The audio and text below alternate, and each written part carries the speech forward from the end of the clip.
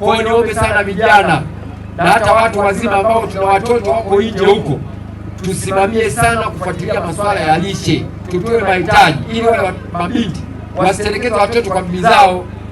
Mimi niombe sana ili tusimamie sana, lakini niombe sana viongozi wa vijiji, hasa watendaji, tufuatilie wale mabinti ambao wanaonekana wametelekezewa watoto na waume zao au mama. Hili jambo tulisimamie kama serikali ili kuwasaidia. Hakuna anayeweza kuwatetea wamama, kuwatetea mabinti zetu wanaozalisha watoto kama sio sisi serikali kusimama pamoja. Wakileta malalamiko kwenye ofisi zetu za vijiji, wanalalamikia kwamba baba ametelekeza watoto watunzi, tulisimamie kikamilifu.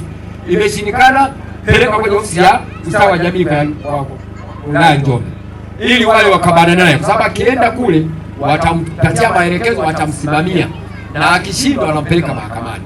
Tukipimwa katika mikoa yote ya Tanzania, mkoa wetu wa Njombe tunashika namba 2 kwa kuwa na kiwango kikubwa cha watoto waliodumaa, watoto wenye umri chini ya miaka 5.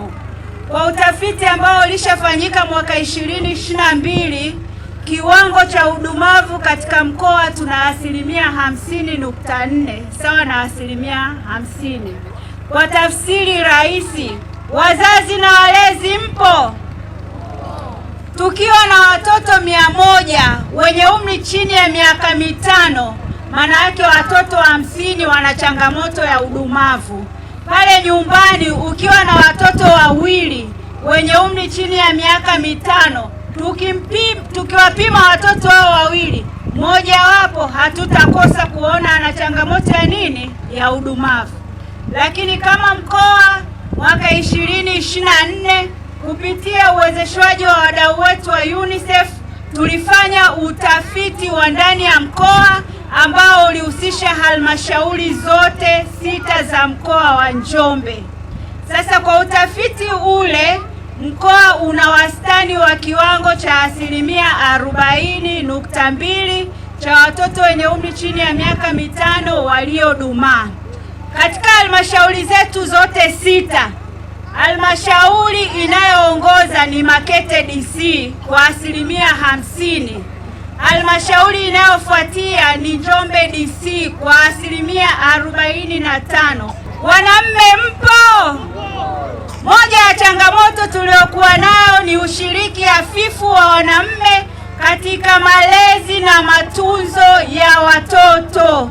Kwa hiyo tunaomba sana kupitia elimu mbalimbali ambazo zimetolewa, tunaomba sana jamii kwa ujumla na hasa wanamme tukiongoza tuweze kusaidiana na sisi wanawake katika malezi na matunzo ya watoto ili watoto wetu wafikie ukuaji timilifu ambao unatakiwa.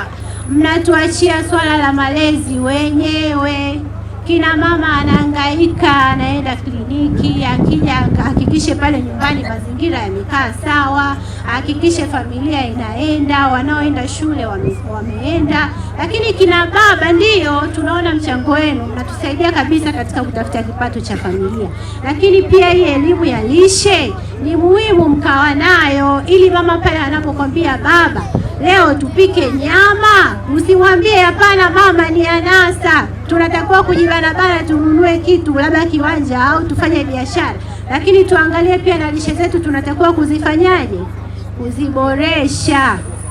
Afya yako ndo mtaji namba 1. Ndiyo, nawapongeza wana Njombe, wanaikuna, sisi ni wachapakazi sana na tunatafuta kipato, lakini tusiache afya zetu, hasa afya za watoto wetu.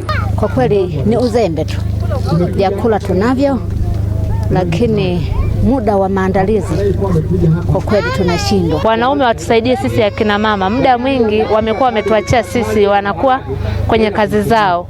Kwa hiyo hata sisi akina mama muda mwingine tunalemewa. Zalisha watoto nje tunawatelekeza. Sasa hao wasi wanaume naona sheria kali ichukuliwe sheria kali, kwa sababu mtoto hana hatia. Mwenye makosa ni sisi wanaume.